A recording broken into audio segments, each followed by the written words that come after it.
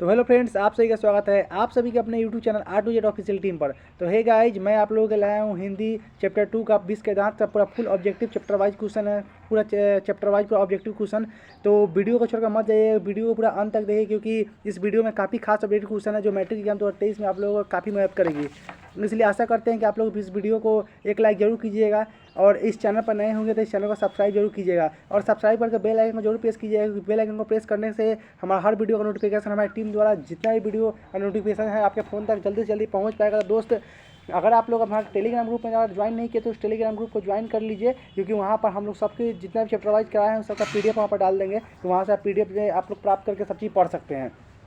तो गाइज, बिना समय गवाए हुए चलते हैं अपने वीडियो की तरफ, ठीक है।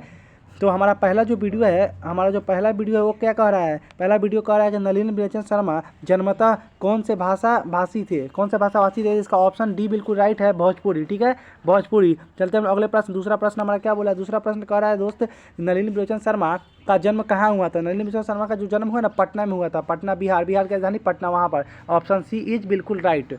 चलते हैं तीसरे प्रश्न। तीसरा प्रश्न हमारा क्या कह रहा है? तीसरा प्रश्न कह रहा है दोस्त, तीसरा क्वेश्चन हम लोग का कह रहा है,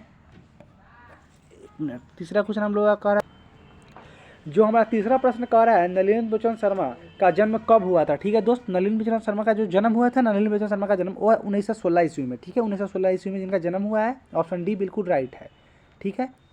हमारा चौथा प्रश्न कह रहा है, जो अगला प्रश्न है वो है कि नलिनी बिलोचन शर्मा की माता का नाम क्या था? नलिनी बिलोचन शर्मा की माता का जो नाम था ना वो था रत्नावती शर्मा, ठीक है, रत्नावती शर्मा। ऑप्शन ए बिल्कुल राइट है, ऑप्शन ए बिल्कुल राइट है, ठीक है। अगला प्रश्न में चलते हैं हम लोग। अगला प्रश्न 5वां नंबर, वो क्या कह रहा है? लेखक ने MA किस विश्वविद्यालय से किया? लेखक ने जो है ना MA किस विश्वविद्यालय से किया? तो उसका राइट आंसर है दोस्त, उसका राइट आंसर है आपको पटना विश्वविद्यालय, क्योंकि लेखक जो साहब जो थे पटना विश्वविद्यालय से MA किए हुए हैं, ठीक है। हमारा अगला प्रश्न जो 6 नंबर, ये काफ़ी VVI प्रश्न है, ठीक है। इसको आप लोग ध्यानपूर्वक ही याद ही रखिएगा कि नलिनी बिलोचन शर्मा जी का जो मृत्यु हुआ था वो कब हुआ था? इनका जो मृत्यु है ना वो आपका हुआ 1961 ईस्वी में। ऑप्शन सी बिल्कुल राइट है, 1961 ईस्वी में इनका मृत्यु हुआ है। ये काफ़ी VVI प्रश्न है, ठीक है। अगर आप लोग हमारे चैनल को नहीं सब्सक्राइब किए तो सब्सक्राइब कर लीजिए, और बेल आइकन को जरूर प्रेस कीजिए, जिससे हमारे हर वीडियो का नोटिफिकेशन आपके फ़ोन तक पहुंच पाए। और आप लोग हमारे चाहते तो इंस्टाग्राम में भी जाकर हम लोग को फॉलो कर सकते हैं। R2Z ऑफिशियल के नाम से इंस्टाग्राम ID बना है, उसको जाकर फॉलो कर सकते हैं। वहाँ पर भी आप लोग को कुछ अपडेट आप सबको मिल जाएगी किसी भी प्रकार का, उसका लिंक हम लोग डिस्क्रिप्शन में दिए हुए हैं, ठीक है दोस्त। हम लोग चलते हैं अपने अगले प्रश्न पर। अगला प्रश्न जो है ना मेरा अगला प्रश्न जो है, अगला जो प्रश्न है ना, जो हमारा अगला प्रश्न है वो कह रहा है कि नलिनी बिलोचन शर्मा जी किस शैली के आलोचक थे? ठीक है, किस शैली के आलोचक थे? तो वह है ऑप्शन बी बिल्कुल है, आधुनिक शैली के ये आलोचक थे, ठीक है। हम लोग 8वां प्रश्न कह रहा है, जो अगला प्रश्न है वो कह रहा है कि आलोचकों के अनुसार प्रयोगवाद का वास्तविक प्रारंभ किनकी कविताओं से हुआ है? ठीक है, तो इसका राइट ऑप्शन है नलिनी बिलोचन शर्मा, ठीक है। ऑप्शन डी इज राइट, ठीक है। चलते हैं 9वां प्रश्न में। अगला प्रश्न हमारा का नलिनी बिलोचन शर्मा के पिता का क्या नाम था? ये भी क्वेश्चन है, ये हर साल नहीं समझिए तो हर साल गैप करके जरूर पूछता है। नलिनी बिलोचन शर्मा के पिता का क्या नाम था? वो था Ramavtar Sharma. Option D is right, ठीक है। 10वां प्रश्न कह रहा है कि 20 के दांत शीर्षक कहानी के लेखक है। 20 के दांत है शीर्षक कहानी के लेखक कौन है? वह है Nalini Bilochan Sharma. Option B is right, ठीक है। हमारा अगला प्रश्न क्या कर रहा है? अगला प्रश्न कर रहा है नलिनी बिलोचन शर्मा जी की कहानी है। नलिनी बिलोचन शर्मा जी की कहानी क्या है? तो यह है 20 के दांत। हम लोग क्या पढ़ रहे हैं? 20 के दांत ही ना पढ़ रहे हैं, तो उसका लिखा है नलिनी बिलोचन शर्मा। तो नलिनी बिलोचन शर्मा की कहानी क्या है? तो 20 के दांत। ऑप्शन सी इज राइट, ठीक है। हम लोग चलते हैं अगले प्रश्न, क्वेश्चन 12 नंबर में। जो हमारा 12 नंबर जो क्वेश्चन कर रहा है, सेन साहब अपने बेटे को किस तरह देखना चाहते थे? देखिए, सेन साहब जो थे ना अपने बेटे को जो है ना खिले हुए फूल की तरह देखना चाहते थे। Option C is right. चलते हैं हम लोग अगले प्रश्न की ओर। जो हमारा 13वां प्रश्न क्या कह रहा है? 13वां प्रश्न कह रहा है 20 के दांत किस साहित्यिक विधा की रचना है? 20 के दांत जो है ना एक कहानी है, यह एक कहानी है, याद रखिएगा। आपको पता होना चाहिए कि 10 नंबर जो है ना आप लोगों को एथी में से आता है कि ऐसे चैप्टर वाइज हर एक कहानी के इसका लेखक क्या है, यह किस शीर्षक है, एक साहित्यिक क्या है, शीर्षक है, कहानी का प्लॉट है, उसमें से भी 10 नंबर का पूछता है। तो आप लोगों से निवेदन है कि आप लोग किताब देख करके सबको याद करके जाइएगा, कि उसमें से 10 नंबर का पूछता है हर साल। क्योंकि आप तो जानते हैं कि 100% में तो 50% को बनाना है, 100 में से 50 को बनाना है, तो इसलिए उसको याद करके जाइएगा, गारंटी आएगा आपको। चलते हैं हम लोग अगला प्रश्न जो हमारा है, कासू मदन के साथ किस खेल में शारीरिक होना चाहता था? काशी जो है ना मदन के साथ लट्टू में शारीरिक होना चाहता है, लट्टू में। Option D is right, option D is right. चलते हैं हम अगले प्रश्न। अगला प्रश्न हमारा क्या कर रहा है, अगला प्रश्न कह रहा है कि मदन ने कासू के कितने दांत तोड़ डाले। मदन जो है ना कासू के जो है ना वह 2 दांत तोड़ डाले, 2 दांत तोड़े हुआ था। Option B is right, Madan Kasu के 2 दांत तोड़ दिया था।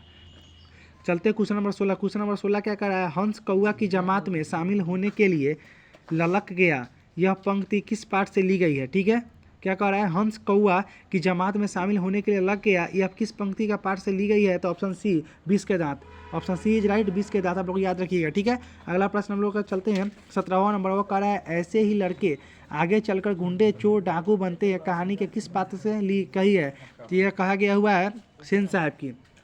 Option C is right, option C is right. ठीक है, चलते हैं हम लोग 18वां प्रश्न। 18वां प्रश्न क्या कर रहा है कि गिरधारी लाल किसकी फैक्ट्री में किरानी था। गिरधारी लाल था ना, किसके फैक्ट्री में किरानी था। तो वह थे सेन साहब की फैक्ट्री में, सेन साहब की फैक्ट्री में। Option C is right, option C is right.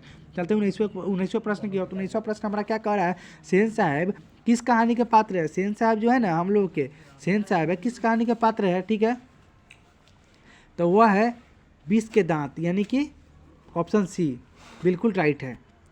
20वां प्रश्न हमारा कह रहा है कि सेन साहब को कितनी लड़कियां हैं। सेन साहब को जो है ना 5 लड़कियां हैं, 5 लड़कियां। इसी के बाद उसको बेटा हुआ तो उसका नाम है खोखा या कासू। ठीक है, आप लोग याद रखिएगा कासू। इसी अब एक और क्वेश्चन आप लोग ध्यान दे दीजिए, आप लोग बता दे रहे हैं कि खोखा जो था ना किस मामलों में अपवाद था।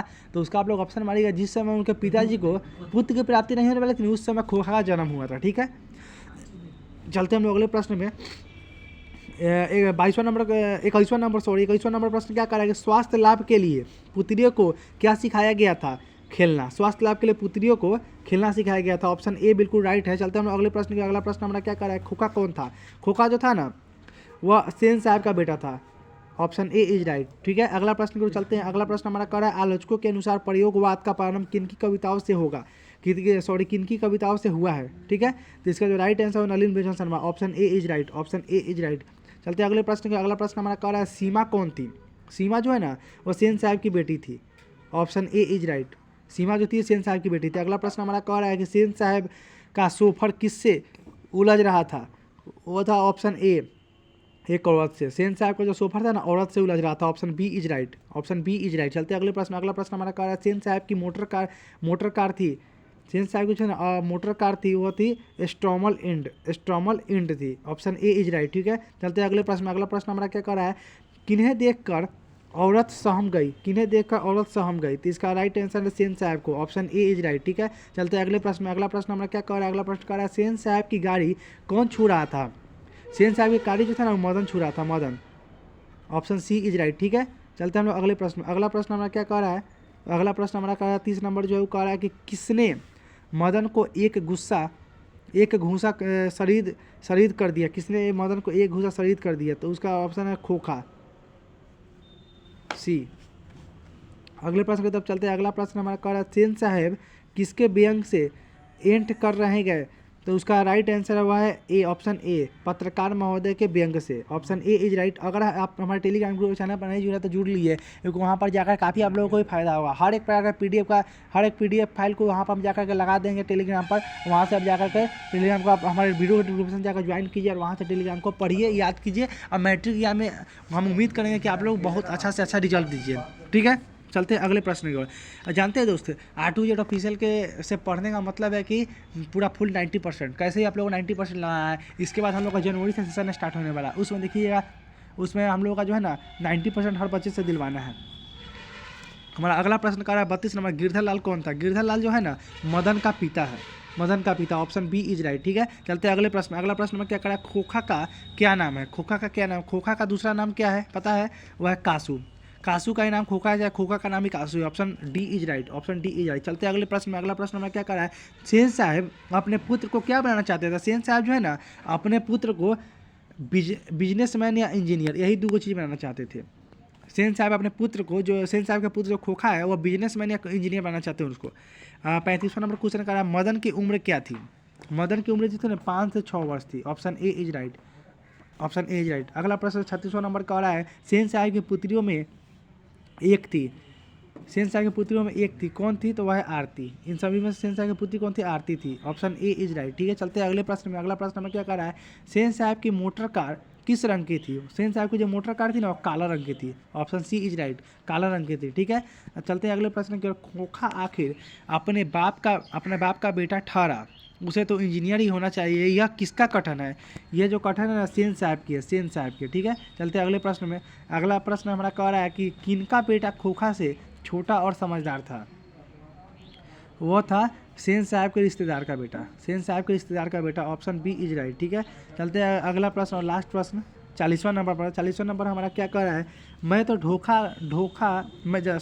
तो खोखा को इंजीनियर बनाने जा रहा हूँ, यह कथन किसका है? तो यह कथन जो है सेन साहब के है। ऑप्शन ए इज राइट है। ये जो है ये VBI प्रश्न है, ये VBI प्रश्न है। ठीक है, इसको आप याद रखिएगा। और आशा करते हैं कि आप लोगों को ये वीडियो काफ़ी पसंद आया हो। अगर ये वीडियो पसंद आया तो इस वीडियो को एक लाइक कीजिए। अगर आप चैनल पर नए हैं तो चैनल को सब्सक्राइब कीजिए और हम लोग ढेर सारा प्यार दीजिए, जिससे हम लोग जल्दी से जल्दी बहुत आगे तक हम लोग जा सके। ठीक है, आप लोग टेलीग्राम ग्रुप में नहीं जो टेलीग्राम ग्रुप में छठ से जुड़िए और इंस्टाग्राम का भी लिंक हम लोग लगा दिए, वहाँ से आप जुड़ सकते हैं। ठीक है, अगर आपको किसी प्रकार का कोई परेशानी हो रही है तो टेलीग्राम ग्रुप पर आप आकर के मैसेज कर सकते हैं या फिर आप हमें कमेंट में मैसेज करके बता सकते हैं। ठीक है, और आशा करते हैं वो लोग वीडियो पसंद आया हो। ठीक है, मिलते हैं हम लोग अगले वीडियो में। Thanks for watching. जय हिंद, जय भारत।